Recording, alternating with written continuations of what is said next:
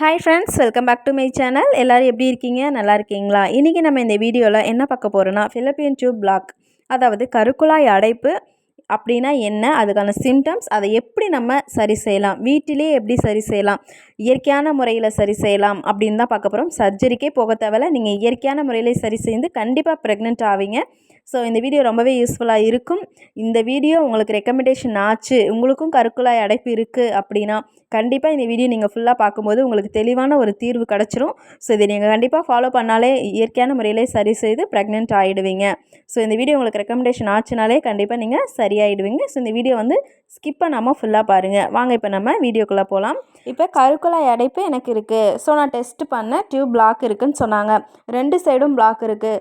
நான் இயற்கையாக ப்ரெக்னென்ட் ஆக முடியுமா, இல்லை சரி பண்ண முடியுமா, இல்லை சர்ஜரிக்கு தான் போகணுமா, ரொம்ப டிலே ஆகுமா, இது பெரிய ப்ராப்ளமா, இந்த மாதிரி நிறைய விஷயம் ஃபாலோ பண்ணணும், இல்லை கருக்குழாய் அடைப்பு இருக்கான்னு எப்படி கண்டுபிடிக்கிறது, இது மாதிரி நிறைய கருக்குழாய் அடைப்பு பற்றி டவுட் எல்லாருக்குமே இருக்குது. ஸோ அதை பற்றி இந்த வீடியோவில் நம்ம கிளியராக பார்க்கலாம். இப்போ இந்த கருக்குழாயில் தான், அதாவது ஃபெலோப்பியன் டியூப்பில் தான் ஆணின் விந்தணு பெண்ணுடைய கருமுட்டையை சந்தித்து கருவாக உருவாகி அதன் பிறகு ஒரு 48 மணி நேரம் கழித்து கர்ப்பப்பைக்கு சேரும். அதுக்கப்புறம் அந்த கர்ப்பப்பையிலேருந்து ஒரு குழந்தையாக வளர்ந்துடும். இது எல்லாருக்குமே தெரியும். ஸோ அதுக்காக தான் இந்த ஃபெலோப்பியன் டியூபை என்னென்னா ரொம்பவே இம்பார்ட்டன்ட்னு சொல்லுவாங்க. அதனால் நம்ம இந்த ஃபெலோப்பியன் டியூபை ஆரோக்கியமாக வச்சுருக்கணும். ஸோ இப்போ பிளாக் வந்துருச்சு அப்படின்னா என்ன பண்ணலாம்? அதுக்கு முன்னாடி நம்ம சேனலுக்கு முதல் முறையாக ஃபஸ்ட் டைம் பார்க்குறீங்க அப்படின்னா சப்ஸ்கிரைப் பண்ணி பெல் ஐக்கான் அழுத்தி வச்சுக்கோங்க. அப்போ தான் இது மாதிரி நல்ல யூஸ்ஃபுல் கண்டென்ட்டாக உங்களால் பார்க்க முடியும். ஃபஸ்ட்டு இப்போ கருக்குழாயில் உங்களுக்கு அடைப்பு இருக்கா அப்படின்னு எப்படி தெரிஞ்சுக்கலாம் அப்படின்னு பார்த்தீங்கன்னா, சில சிம்டம்ஸ் இருக்குது. பட் கொஞ்சம் பெருசாக தெரியாது. பட் இருந்தாலும் நிறைய சிம்டம்ஸ் உங்களுக்கு காட்டும். இப்போ உங்களுக்கு ரெகுலர் பீரியடாக இருந்தாலும் வரும், இர்ரெகுலராக இருந்தாலும் இந்த கருக்குழாய் அடைப்பு வரும். ஃபஸ்ட்டு என்ன வரும்னு பார்த்திங்கன்னா, ரொம்ப உங்களுக்கு வலி, அதாவது உங்களுக்கு அடிவயிற்று பகுதி, அதாவது கீழ் வயிறு நல்லாவே உங்களுக்கு வலி தெரியும். அதுக்கப்புறம் பெல்விக் ஏரியா பெயின் உங்களுக்கு நல்லாவே வரும். அதுக்கப்புறம் முக்கியமாக எல்லாருக்கும் தெரிஞ்சது இது என்னென்னா, நீங்கள் இன்ஃபர்டிலிட்டி கருவுறாமல் இருப்பீங்க. இந்த கருக்குழாய் அடைப்பு இருக்கனால 2-3 வருஷம் ட்ரை பண்ணாலுமே நீங்கள் கருவுறாமல் இருப்பீங்க. அதுக்கப்புறம் அன்யூஷுவல் வெஜினல் டிஸ்சார்ஜ், அதாவது உங்களுக்கு வெள்ளைப்படுதல், அந்த மாதிரி ஏதாவது டிஸ்சார்ஜ் ஒயிட் டிஸ்சார்ஜ், அந்த மாதிரி நிறைய உங்களுக்கு ஒயிட் டிஸ்சார்ஜ் படும். அதுக்கப்புறம் என்னென்னா, ப்ரெக்னென்சியில் அப்படியே நீங்கள் கன்சீவ் ஆனிங்கனாலுமே எக்டோபிக் ப்ரெக்னென்சி வரும். அப்புறம் இன்டர்கோர்ஸில் ரொம்ப பெயினாக இருக்கிறது. அதுக்கப்புறம் மென்ஸ்ட்ரல் சைக்கிளில் என்னென்னா, உங்களுக்கு நார்மலாக இல்லாமல் அப்நார்மலாக அதிகமாக ரத்தப்போக்கு வரும். அதே மாதிரி உங்களுக்கு அந்த பீரியட்ஸ் டைம்லேயே நல்லா அப்டமினல் பெயின், ஹெவியாக பெயின் வரும். அது மட்டும் இல்லாமல் பேக் பெயின் இருக்கும். அப்புறம் நீங்கள் யூரின் போகும்போது லைட்டாக வஜினல் பெயின் இருக்கும். அதுக்கப்புறம் இது அடைப்பு இருக்கனாலேயே உங்களுக்கு நிறைய இன்ஃபெக்ஷன் வரும். ஸோ இதெல்லாமே இருக்கா அப்படின்னு நோட் பண்ணிக்கோங்க. சில பேருக்கு பார்த்தீங்கன்னா இன்டர்கோர்ஸ் அப்போ கெண்டக்கால் வேலை இருக்கும். இது எல்லாருக்கும் கிடையாது, சில பேருக்கு இருக்கும். நோட் பண்ணி பாருங்கள். ஓகே, இப்போ இதுக்கு நார்மலாக டெஸ்ட்டு ஸ்கேன் பண்ணுறது கிடையாது, இதுக்குன்னு தனி டெஸ்ட் இருக்குது. அது என்னென்னா ஹெச்எஸ்டி அப்படின்னு சொல்லுவாங்க. இது எல்லாருமே எடுத்திருப்பீங்க. ஸோ இது ஹிஸ்ட்ரோசால்ஃபிங்கோகிராம் அப்படின்ற ஒரு எக்ஸ்ரே மாதிரியான ஒரு டெஸ்ட் இருக்குது. இந்த டெஸ்ட்டை எப்படி பண்ணுவாங்க அப்படின்னு பார்த்தீங்கன்னா, இது ஒரு திரவம் மாதிரி லிக்விடாக இருக்கும். அந்த லிக்விடை உங்கள் பிறப்புறுப்பு வஜினா வழியாக செலுத்தி அதை எக்ஸ்ரேவாக ரிப்போர்ட் எடுப்பாங்க.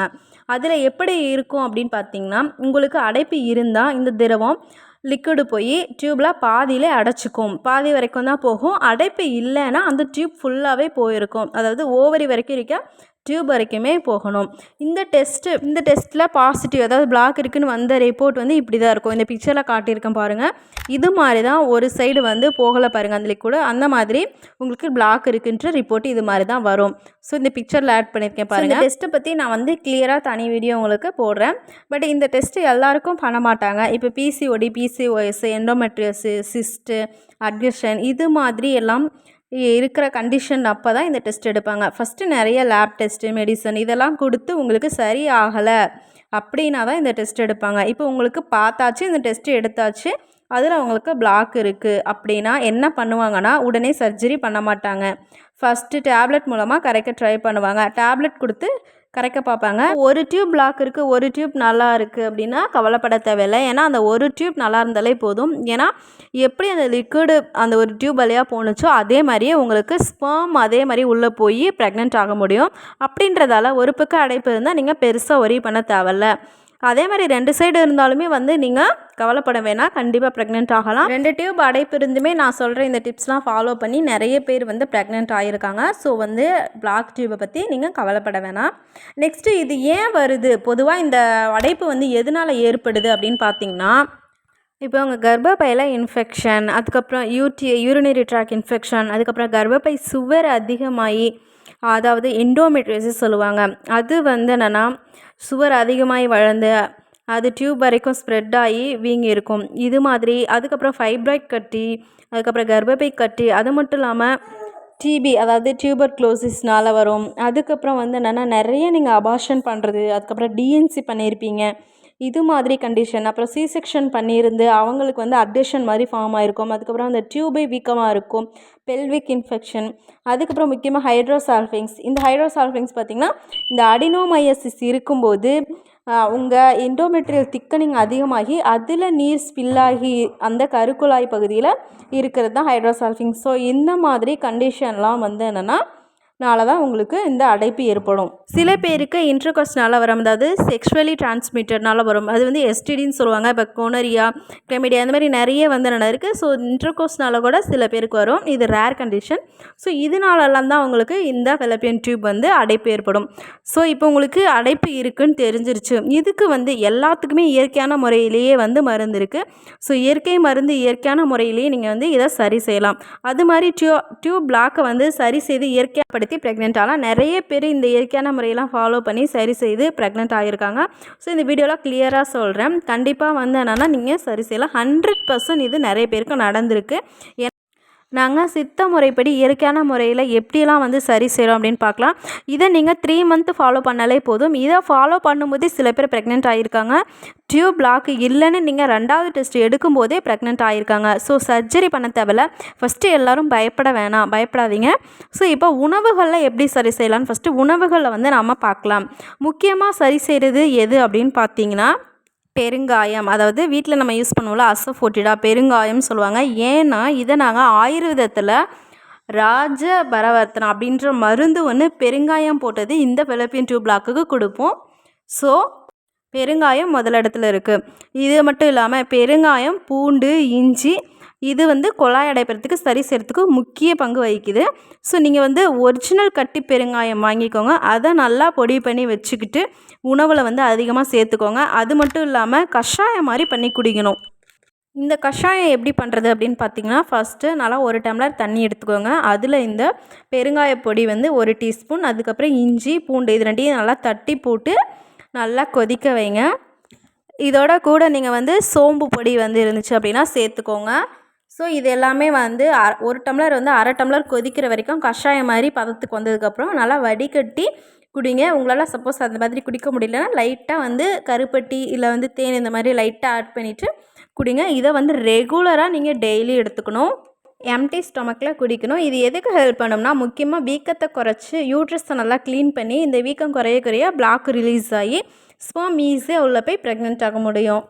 இதெல்லாம் வந்து நீங்கள் ஒரு நோட் எடுத்துக்கோங்க. நோட் எடுத்து நல்லா நோட் பண்ணி வச்சுக்கோங்க. நான் சொல்கிற எல்லாத்தையுமே நோட் பண்ணி வச்சு ஃபாலோ பண்ணுங்கள். நெக்ஸ்ட்டு வந்து என்னென்னா சீரகம், மிளகு, தனியான்றது மல்லி இதெல்லாமே நீங்கள் ஃபுட்டில் அதிகமாக சேர்த்துக்கணும். இதை நீங்கள் சூப் போட்டு அது மாதிரி சூப்பில் வந்து என்னென்னா நீங்கள் ஆட் பண்ணி குடிக்கலாம். இந்த 3யும் நீங்கள் பவுடர் பண்ணி ஒன்றா சேர்த்து ஹாட் வாட்டரில் மிக்ஸ் பண்ணி நீங்கள் குடிக்கலாம். இது வந்து ஒரு ரெமிடி மாதிரி நீங்கள் டெய்லியும் ஃபாலோ பண்ணணும். ஸோ பெருங்காயம், இஞ்சி, பூண்டு, மிளகு, சீரகம் இது எல்லாமே எதுக்குன்னா இன்ஃப்ளமேஷனை குறைக்கும். அதாவது உங்கள் கர்ப்பப்பை பிளாக்கை வந்து என்னென்னா குறைக்கும். முக்கியமாக நீங்கள் உயரத்துக்கு ஏற்ற எடை இருக்கணும். அதாவது நீங்கள் ஹைட்டுக்கு ஏற்ற வெயிட்டு இருக்கணும். பிஎம்ஐ மெயின்டைன் பண்ணணும். நான் சொல்கிறது வந்து என்னென்னா, அதாவது உங்கள் எடை வந்து என்னென்னா நீங்கள் அதிகமாக வெயிட்டு போடுறதுனால கூட அந்த வெயிட்டு அந்த அப்டமனில் வெயிட்டு வந்து அதிகமாக அங்கே கர்ப்பப்பை வீங்கி பிளாக் வரத்துக்கு நிறைய சான்சஸ் இருக்குது. ஸோ பெண்களுக்கு வந்து வெயிட் போடக்கூடாதுன்னு சொல்லுவாங்க. ஸோ அது வந்து கர்ப்பப்பையை பாதிக்கும். ஸோ வெயிட்டு போடாமல் நீங்கள் பார்த்துக்கணும். அதுக்கு நீங்கள் கொள்ளு அதிகமாக எடுத்துக்கலாம். கொள்ளு சூப்பை வச்சு குடிக்கலாம். இந்த மாதிரி கொள்ளு ரசம் வச்சு குடிக்கலாம். ஏன்னா கொள்ளு வந்து உடல் எடையை குறைக்கும். ஹீட் உடம்பாக இருக்கவங்க கம்மியாக எடுத்துக்கோங்க. மற்றபடி இருக்கவங்க நார்மலாக நீங்கள் கொள்ளு அதிகமாக உடல் எடைக்கு பயன்படுத்தலாம். நெக்ஸ்ட்டு ட்ரிப்ளா பவுடர், அதாவது திரிபலா சூரணம். இதை நாங்கள் நிறைய ட்ரீட்மெண்ட்க்கு வந்து கொடுப்போம். ஸோ இதை நீங்கள் ஆன்லைன் இல்லை நாட்டு மருந்து கடையில் இந்த மாதிரி வாங்கிக்கலாம். இது வந்து நெல்லிக்காய், தாண்டிக்காய், கடுக்காய். இது வயிறை க்ளீன் பண்ணும், யூட்ரஸையும் க்ளீன் பண்ணி கெட்ட கழிவுகளை அகற்றும். அதுவும் இல்லாமல் வாயு, கர்ப்பப்பையில் இருக்க வாயு அதெல்லாமே அகற்றி க்ளீன் பண்ணும். அதுக்கப்புறம் நீங்கள் மெயினாக நீங்கள் வாழைத்தண்டு, வாழைப்பூ, முள்ளங்கி இதெல்லாம் நீங்கள் அதிகமாக சேர்த்துக்கணும். அதுக்கப்புறம் இந்த வாழைத்தண்டு ப்ளஸ் நீங்கள் பாசிப்பருப்பு, இது ரெண்டையும் நீங்கள் உணவில் ரொம்ப அதிகமாக சேர்த்துக்கணும். இந்த வாழைத்தண்டு ப்ளஸ் பாசிப்பருப்பை நீங்கள் அதிகமாக கூட்டு வச்சு சேர்த்துக்கோங்க. அதிகமாக கூட்டு வச்சு சேர்த்துக்கும் போது இந்த அடைப்பை நீங்கள் முக்கியமாக வந்து சிறுநீரக கல் இருக்கிறவங்க நல்லாவே இது வந்து வெளியேறும். ஸோ இது வந்து சிறுநீரக கல்லுக்கும் யூஸ் ஆகும். நெக்ஸ்ட்டு நீங்கள் நிறைய நெல்லிக்கனி சாப்பிடணும். அதாவது நெல்லிக்காய் வந்து என்னென்னா, பெரிய நெல்லிக்காய் வந்து என்னென்னா டெய்லி வந்து சாப்பிட்ணும். அதுக்கப்புறம் முக்கியமாக நீங்கள் புதினா, மல்லி இது மாதிரி இலைகளை வந்து நீங்கள் அதிகமாக சட்னியில் வந்து சாப்பிட்டுக்கணும். நீங்கள் வந்து இப்போ வந்து என்னென்னா, இதை பிரியாணிலையோ குழம்புலையோ போடும்போது கம்மியாக தான் போடுவீங்க. பட் இந்த தலையை வந்து நீங்கள் நிறைய அதிகமாக எடுத்து சட்னியாக வந்து இப்போ 3 இட்லி 4 இட்லி சாப்பிட்றீங்கன்னா 2 இட்லி வச்சு இதை நிறைய கப்பளவு எடுத்து, ஸோ இந்த இலைகளோட சட்னியை வந்து நீங்கள் அதிகமாக சாப்பிடணும். அதுக்கப்புறம் காய்கறியில் முள்ளங்கி சொன்னல, முள்ளங்கியை வந்து நீங்கள் அதிகமாக உணவில் சேர்த்துக்கோங்க. சாம்பாரை சாப்பிடுங்க, பொரியல் அதிகமாக எடுத்துக்கோங்க. முக்கியமாக அதை சட்னி அரைச்சி சாப்பிடுங்க. ஏன்னா இந்த முள்ளங்கி வந்து நீங்கள் அதிகமாக எடுத்துக்கும் போது சில பேருக்கு வந்து வெள்ளைப்படம், அதாவது இந்த கர்ப்பப்பை குழாய் அடைப்போடு சேர்ந்து சில பேருக்கு வெள்ளைப்படுதல் அதிகமாக இருக்கும். அது வந்து இது வந்து சரி பண்ணும். ஏன் அப்படி சொல்கிறோன்னு பார்த்தீங்கன்னா, நீர்த்துவத்தை வெளியேற்ற தன்மை இதுக்கு வந்து அதிகமாக இருக்கும். அதாவது ஹைட்ரோசல்ஃபிங்ஸ் கண்டிஷன்லாம் இருக்குல்ல, அவங்க வந்து இந்த வாழைத்தண்டு, முள்ளங்கி இதெல்லாம் அதிகமாக உணவில் சேர்த்துக்கும் போது அங்கே இருக்க கட்டியிருக்க நீர்த்தன்மை வந்து வெளியேற்றுறதுக்கு ரொம்பவே ஹெல்ப்ஃபுல்லாக இருக்கும். நெக்ஸ்ட்டு திரிகடிக சூரணம், அதாவது மிளகு, திப்பலி, சுக்கு இது 3ம் சேர்ந்தது திரிகடிக சூரணம். இது எல்லாருக்கும் தெரியும். ஸோ இதை நீங்கள் பவுடரில் தண்ணியில் வந்து வார்ம் வாட்டரில் கலந்து குடிக்கலாம். திரிகடுகு அல்ல திரிஃபலா இது 2ல் ஏதாவது ஒன்று எடுத்துக்கோங்க. இது 2மே வந்து ரொம்ப ரொம்ப இம்பார்ட்டன்ட். ஸோ திரிஃபலா, திரிகடுகு ஏதாவது ஒரு சூரணத்தை நீங்கள் வந்து ஆஃப்டர்நூன் டைமில் வந்து இது மாதிரி வார்ம் வாட்டரில் கலந்து நீங்கள் குடிங்க. இப்போ நீங்கள் சூப் வந்து வச்சு குடிக்கும்போது, அதாவது இதை இப்போ கேரட்டு, கேபேஜ், அவரைக்காய், பீன்ஸ் இதெல்லாம் வந்து காய்கறியை நீங்கள் வந்து சூப் வைக்கும்போது மிளகு, சீரகம் தனியாக இது 3யும் நீங்கள் அரைச்சி வச்சுக்கோங்க. அரைச்சி வச்சு அதில் நீங்கள் வந்து கலந்து சூப் போட்டு இந்த மாதிரி டெய்லி வந்து குடிங்க. ஸோ இது மாதிரி உங்கள் ஃபுட்டில் வந்து நல்லா கேர் பண்ணிக்கோங்க. ஏன்னா இது மாதிரி நீங்கள் அதிகமாக வந்து ஸ்பெஷல் ஃபுட்ஸு இப்போ மஞ்சள் கூட நீங்கள் எடுத்துக்கோங்க. இது மாதிரி நிறைய ஸ்பெஷல் ஃபுட்ஸ் ஆட் பண்ணும்போது ஈஸியாக வந்து உங்கள் கர்ப்பப்பை குழாய் வந்து கிளியர் ஆகிடும். ஏன்னா நாங்கள் நிறைய பேஷண்ட்க்கு சொல்லி கிளியர் ஆகிருக்கு. நிறைய பேர் ப்ரெக்னென்ட் ஆகிருக்காங்க. நெக்ஸ்ட்டு உங்களுக்கு பீரியட்ஸ் டைமில், அதாவது மாதவிடாய் காலத்தில் வந்து நீங்கள் வந்து பப்பாளி வந்து சாப்பிடுங்க. அதுக்கப்புறம் எள்ளு வந்து அதிகமாக ஃபுட்டில் அந்த 5 டேஸ் வந்து எடுத்துக்கோங்க. இது 2ம் 5 டேஸ் நீங்கள் எடுக்கும்போது சப்போஸ் அங்கே இருக்க கழிவு வந்து பீரியட்ஸோட அந்த ரத்தத்தோடு சேர்ந்து கழிவுகளும் சேர்ந்து வந்துடும். ஸோ இது வந்து ரொம்பவே முக்கியம். அதுக்கப்புறம் நான் சொன்னல அந்த சோம்பலை ஆட் பண்ணி சோம்பு குடிநீர், இது வந்து கர்ப்பப்பையை வந்து டீடாக்ஸ் பண்ணும். இது வந்து ப்ரெக்னென்சி ஆஃப்டர் வந்து ப்ரெக்னென்சி சி செக்ஷன் பண்ணவங்க, குழந்தை பிறந்தவங்க அவங்கெல்லாம் வந்து இந்த சோம்பு குடிநீர் வந்து கொதிக்க வச்சு குடிக்கும்போது நல்லாவே வந்து கிளியர் ஆகிருக்கு. நெக்ஸ்ட்டு ரொம்ப ரொம்ப முக்கியமாக வந்து என்னென்னா பார்த்திங்கன்னா, கல்யாண முருங்கை, முள்ளு முருங்கைன்னு சொல்லுவாங்க. இந்த கல்யாண முருங்கை வந்து பெண்களுக்கான ஒரு மரம்னே சொல்லலாம். நிறைய நிறைய நிறைய விஷயங்களை வந்து குணப்படுத்தும். மாதவிடாய் பிரச்சனை, இர்ரெகுலர் பீரியட்ஸு, பிசிஓடி, கர்ப்பப்பை கட்டி, ஃபைப்ராய்ட் கட்டி, இந்த மாதிரி குழாய் அடைப்பு, இந்த மாதிரி நிறைய விஷயங்களை வந்து இது வந்து குணப்படுத்தும். ஸோ நீங்கள் கண்டிப்பாக வந்து இந்த கல்யாண முருங்கை இலை எல்லாருக்குமே தெரிஞ்சிருக்கும். ஸோ தெரியாதவங்க இதை வந்து பாருங்கள். நிறைய பேர் இதெல்லாம் ஃபாலோ பண்ணி குணமடைஞ்சிருக்கு. ஸோ இந்த மரத்தை வந்து எங்கே கிடைச்சாலுமே வாங்கி உங்கள் வீட்டில் வச்சுக்கோங்க. ஏன்னா எல்லார் வீட்லேயும் பெண்கள் இருப்பீங்க. கண்டிப்பாக இந்த மரம் வந்து நீங்கள் வீட்டில் வளங்க. ஏன்னா ரொம்பவே அருமையான முக்கியமான மரம். ஸோ இதை ஏன் சொல்கிறேன் அப்படின்னு பார்த்தீங்கன்னா, இந்த கல்யாண முருங்கை இலையிலேயே ஒரு நிறையா மருத்துவ பயன் இருக்குது. ஸோ இந்த கல்யாண முருங்கை இலை ஒரு 3 எடுத்துக்கோங்க. அதுக்கப்புறம் மிளகு வந்து ஒரு 3 எடுத்துக்கோங்க. ஒரு பூண்டு, ஒரு சிட்டிகை மஞ்சள், இது எல்லாத்தையும் சேர்த்து நல்லா தண்ணியில் வந்து ஊற வச்சுருங்க. நல்லா ஊற்றி ஒரு 5 நிமிஷம் 10 நிமிஷம் ஊறினதுக்கப்புறம் நல்லா கொதிக்க வைங்க. நல்லா கொதிக்க வச்சு அதே மாதிரி ஒரு டம்ளர் தண்ணியில் வந்து எடுத்துக்கிட்டு நல்லா வந்து கொதிக்க வச்சு தினமும் வந்து ஒரு வேளை வந்து என்னென்னா இதை நீங்கள் வந்து குடிச்சிட்டே வரணும். 48 நாள் இதை வந்து நீங்கள் ஃபாலோ பண்ணணும். அதுக்கப்புறம் ரொம்பவே முக்கியமாக வந்து மசாஜ், அதாவது இந்த விளக்கெண்ணெயில் வந்து நீங்கள் அடிவயிறை அப்படியே மசாஜ் பண்ணிக்கிட்டே வரணும். ஃபெர்டிலிட்டி மசாஜ்னு இருக்கும். நீங்கள் நெட்டில் போட்டு பார்த்தீங்கனாலே வரும். விளக்கெண்ணெயை லைட்டாக எடுத்துக்கிட்டு ஒரு 10 நிமிஷம் நீங்கள் வயிற்றில் அப்டமனில் நல்லா மேல் ரொட்டேஷன், கீழ் ரொட்டேஷனு, ஃபுல்லாக clockwise, anticlockwise இந்த மாதிரி நிறைய மசாஜ் இருக்குது. ஸோ இதெல்லாம் நீங்கள் அடிவயிற்றில் அப்படியே அந்த பெல்விக் ஏரியாவில் லைட்டாக அப்படியே பண்ணிகிட்டே வரணும். ஓகே. இதெல்லாம் எப்படி நீங்கள் வந்து தடுக்கலாம் அப்படின்னு பார்த்தீங்க அப்படின்னா, ஃப்ரைட் ஐட்டம், வடை, பஜ்ஜி இதெல்லாம் சாப்பிட்றது, ஜங்க் ஃபுட் சாப்பிட்றது இதெல்லாம் கொஞ்சம் அவாய்ட் பண்ணிக்கணும். அதுக்கப்புறம் பீரியட்ஸை வந்து நீங்கள் ரெகுலர் பண்ணணும். பிசிஓடி ப்ராப்ளம் அதெல்லாமே நீங்கள் நல்லாவே சரி பண்ணணும்.